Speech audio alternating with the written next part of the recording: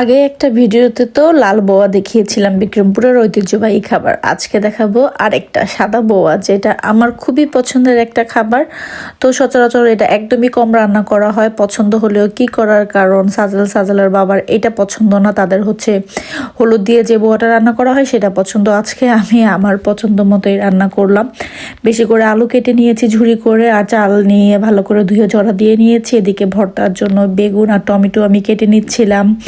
এখন কেটে নিচ্ছি পেঁয়াজ, বেশি করে রসুন আর হচ্ছে আদা, এটা দিব হচ্ছে বোয়ার মধ্যে। একদমই ঝুরি করে নিচ্ছিলাম, মানে যখন বোয়ার দাঁতে কামড় লাগবে রসুনটা, তারপরে হচ্ছে আদাটা আমার কাছে খুবই ভালো লাগে। আর এদিকে একটা শুটকি ভর্তা করব, সেটার জন্য পেঁয়াজ রসুন আর হচ্ছে কাঁচামরিচ কেটে নিয়েছি। আগে বোয়াটা বসিয়ে নেই। তো একটা প্যানের মধ্যে পরিমাণ মতো তেল দিয়ে তার মধ্যে পেঁয়াজ আর হচ্ছে আমি আদা কুচি আর রসুন কুচি করেছি সেটা দিয়ে দিয়েছি। তো একদম ভাজা ভাজা করে নিব। তো এই বোয়াটার মধ্যে কোনো মশলার প্রয়োজন হয় না, শুধু শুকনো মরিচ দিলেই হয়। তো যখন একটু বাদামি কালার হয়ে এসেছে, দেন এর মধ্যে আমি কেটে রাখা আলু আর হচ্ছে চালটা দিয়ে দিয়েছি। এখন পরিমাণ মতো লবণ দিয়ে এটাকে বেশ অনেক টাইম হচ্ছে কষিয়ে নেব। আর এদিকে আমি কিছু শুকনো মরিচ টেলে নিচ্ছিলাম। তো শুকনো মরিচ আমার টালা যেগুলি ছিল সেগুলি শেষ হয়ে গিয়েছে। তো এখন আমি যেহেতু ভর্তার মধ্যে দরকার হবে, বোয়ার মধ্যে প্রয়োজন হবে, তাই একটু বেশি করে আমি এটাকে ভেজে নিয়েছি। আর ওই প্যানের মধ্যেই হচ্ছে আমি এখন বেগুন আর টমেটোটাকে ভেজে নিব। আর সামান্য পরিমাণ লবণ আর একটু হলুদের গুঁড়ো একটু মরিচের গুঁড়া দিয়ে দিব। আমি আগে আরেকবারও এভাবে ভর্তা করেছিলাম, তো খেতে ভালোই লেগেছে, তাই ভাবলাম যে আজকেও করি। তো এদিকে বেশ অনেক টাইম হচ্ছে চালটা কষানো হয়ে গিয়েছে। দেন এর মধ্যে আমি পরিমাণ মতো পানি দিয়ে এখন হচ্ছে ঢেকে দিলাম। আর এদিকে টমেটোটা একটু নাড়াচাড়া করে দিচ্ছিলাম। একসাথে অনেক কাজ, আবার ভর্তার জন্য পেঁয়াজও কাটতেছিলাম। তো এদিকে থালা বাসন বেশ জমা হয়ে গিয়েছে, সেগুলিকেও ধুচ্ছিলাম। তো যেহেতু ওইদিকে হইতেও মানে বোয়াটা হতে টাইম লাগবে, তাই ভাবলাম যে থালা বাসনগুলো পাশাপাশি আমি ধুয়ে নেই, তাহলে আরেকটা কাজ কমে যাবে।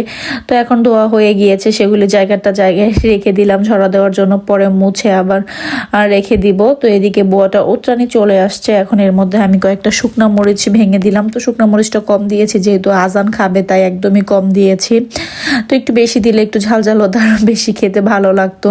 তো সাথে একটু ডিমও ভাজবো, তাই হচ্ছে আমি পেঁয়াজ কাঁচামরিচ ধনেপাতা কেটে নিয়েছিলাম। আর টমেটোটা একদমই নরম হয়ে গিয়েছে। তো এখন এটা আমি নামিয়ে নিব। আর পাশাপাশি পরে একটু শুটকিটাও টেলে নিব। তো শুটকিটা আগে আমি ধুয়ে নিয়েছিলাম। এখন হচ্ছে একটা প্যানের মধ্যে তেল দিয়ে শুটকিটা দিয়ে দিব। আমরা যারা বিক্রমপুরের আছে তারা তো সব মানে ম্যাক্সিমাম সময় এই বোয়াটা খাই। তো আমার বাবার বাড়িতে হচ্ছে এই সাদা বোয়াটা খুব বেশি খায়। আমার কাছে এটা খুবই পছন্দের। আমার লাল বোয়াটাও ভালো লাগে, কিন্তু এই বোয়াটা আমার বেশি পছন্দের। এই আদার ফ্লেভারটা, কাঁচা আদার ফ্লেভারটা আমার কাছে খুবই ভালো লাগে। তো এইদিকে আমি বোয়ার জন্য ধনেপাতা কেটে নিয়েছিলাম। আর ওইদিকে শুটকিটার মধ্যে একটু লবণ দিয়ে দিয়েছিলাম। পরে পেঁয়াজ রসুন আর কাঁচামরিচ কেটে রেখেছিলাম, সেগুলি দিয়ে আবার ভালো করে আমি ওইটাকে ভেজে নেব। পরে এটাকে ব্লেন্ড করে নিলেই হবে। তো মোটামুটি ভাবে এদিকে এক আইটেমের মানে ভর্তার আয়োজন হয়ে গিয়েছে। দুইটা ওইটা একটু গরম বলে এখন আর ভর্তাটা করিনি, একটু পরে করে নিব। তো আমি বোয়াটা একটু পর নাড়াচাড়া করে দিচ্ছিলাম। তো এই তো এখন হচ্ছে আমি মরিচগুলিকে ভালো করে ভেঙে নিচ্ছিলাম পেঁয়াজ আর ধনেপাতার সাথে। পরে টমেটোর সাথে মিক্স করে এর মধ্যে সামান্য পরিমাণ আমি সরিষার তেল মিক্স করে দেন ভর্তাটা করে নেব। ভর্তাটা খেতে খুবই ইয়াম্মি হয়। তো আপনারা না ট্রাই করে থাকলে অবশ্যই করে দেখতে পারেন, খুবই মজা লাগে। আর এইদিকে হচ্ছে শুটকিটাও হয়ে গিয়েছে, ওইটাকে আমি একটা বাটিতে নামিয়ে নিলাম। এখন হচ্ছে ডিম ভাজলেই হয়ে যাবে। তো প্রায় দুপুর হয়ে গিয়েছে। তো গতকালকে দুপুরে এটা আমি রান্না করেছিলাম ক্লাস থেকে এসে।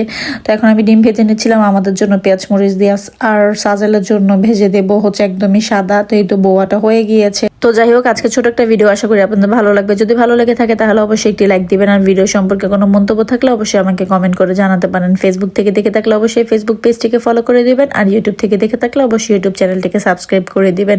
ভিডিওটি দেখতে যদি ভালো লেগে যায় প্লিজ ভিডিওটিকে শেয়ার করে দিতে পারেন, যাতে অন্যান্য মানুষও দেখতে পারে। তো এই তো শুটকি ভর্তাটাও আমি ব্লেন্ড করে নিয়েছি, এখন আইটা বাটিতে ঢেলে নিলাম। তো এই তো ফ্রিজে কিছুটা কালো জিরা ভর্তা ছিল, সেটাও বের করে নিয়েছি। তো রেডি টু সার্ভ। তো আজকে এই পর্যন্ত, আল্লাহ হাফেজ।